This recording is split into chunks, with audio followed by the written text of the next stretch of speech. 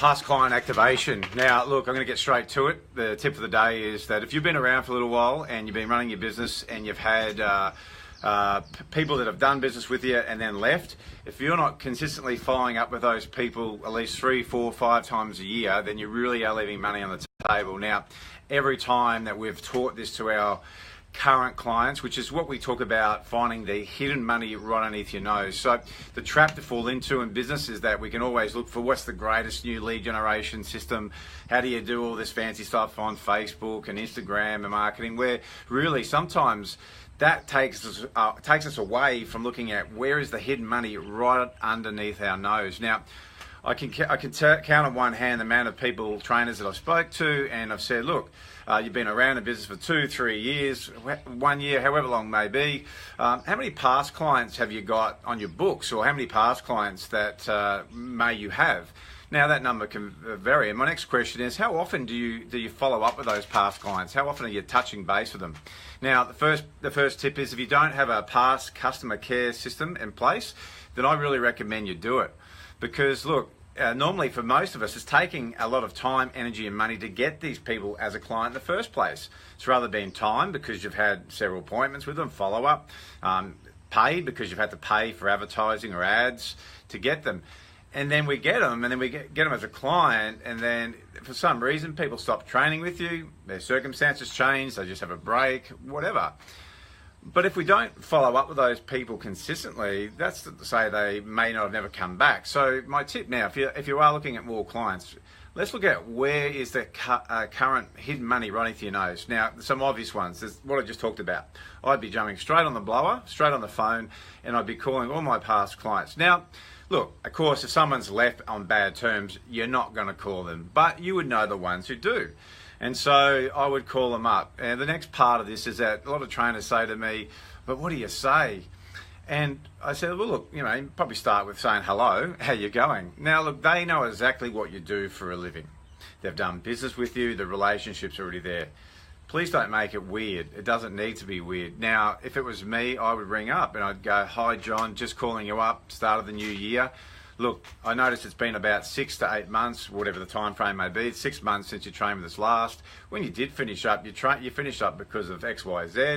I just want to know if that situation's changed for you. The next part of my call, the reason I'm calling is, look, I've got a number of sessions available, spots left, and what I wanted to do is I wanted to go out to all my past clients I had a really good relationship with, who I knew really enjoyed the training, but at that particular time just needed to stop for a bit, and wanted to know if that's something you'd like to reignite and come back on board with us.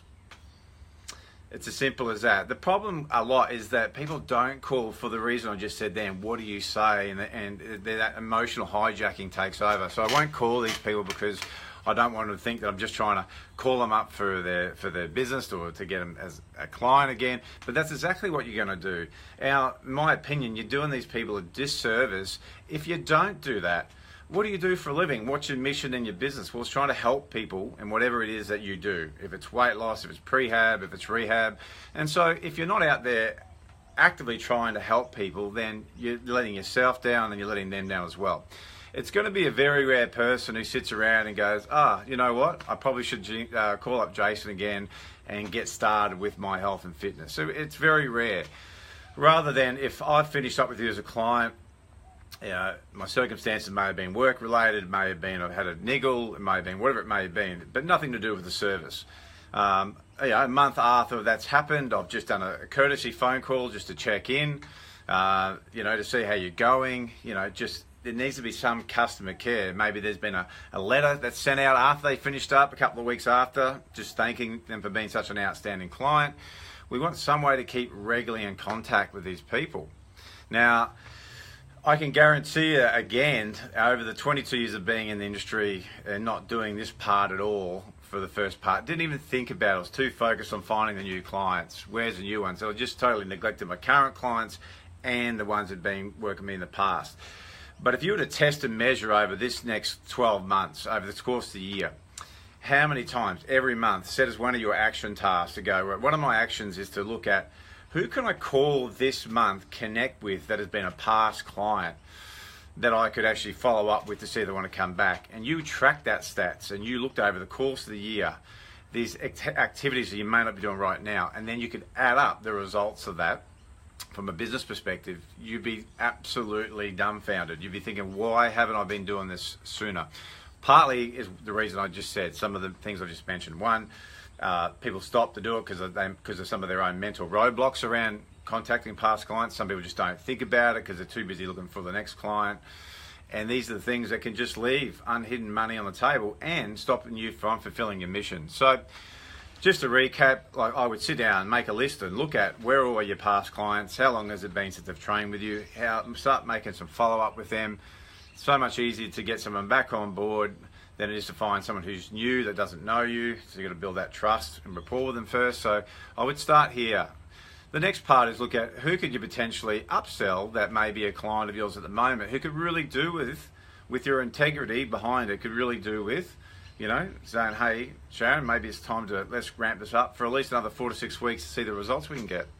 We need to stop and more often and look at how do we increase the profitability of our businesses right underneath our nose. It doesn't really cost us any more money because we're not trying to go out and do unnecessary marketing on Facebook or Instagram if you don't really know how to do that part yet in your business. So very important. Here's Steve. Steve's got a comment. The way I look at it is to keep in touch with my existing clients and treat them as mates. That is a surefire way to keep clients happy. Yeah, absolutely. You know, again, it's a great point, Steve. And again, if you don't have a customer care system in your business, you really make that a priority in 2018. You know, again, it costs a lot less to keep a client than it does to obtain a new one. Look at ways that you can over deliver your service. You know, little things like we send out handwritten letters to your clients. Now, who gets anything in the mail these days other than bills? So imagine that you're a client of ours, Create PT Wealth, and then you get a letter after being in the program for about a month or 6 weeks after, thanking you for your business. You know, thank you for being, investing in us. Now, with this day and age, people's time is the most valuable asset. So the perception is like for these people to sit down and actually write me a letter, maybe put a little treat in there as well, says a lot about the amount of time, about the amount of value that they have for us as a client. So sit down, map out for the rest of this year your customer care. So we've got two things: reactivating a past clients, a system for keeping in contact with past clients, and then your current clients. What is a customer care process that you can put in place over the 12 months? Just stop down and go, when am I going to do it? When am I going to set stuff out? There's birthday, Christmas are the obvious ones. But again, what other little things can you do throughout the course of the year to really add value to your clients? What it'll mean is more referrals. People, you'll be more front of mind. They'll be talking about you to their friends, and you'll be the point of conversation. Right, I hope that tip's been of use to you. I really recommend hooking into that reactivation of clients. Start there first if you actually want to boost up your numbers straight away. Also look at what clients have you got now that could really do with another session or two to increase their results, but also for a business point of view, increase your profitability. And I would start there. Look, we're going to be coming at you this year with lots of tips. I want to get straight to it with a lot of them, give you the nuts and bolts of it.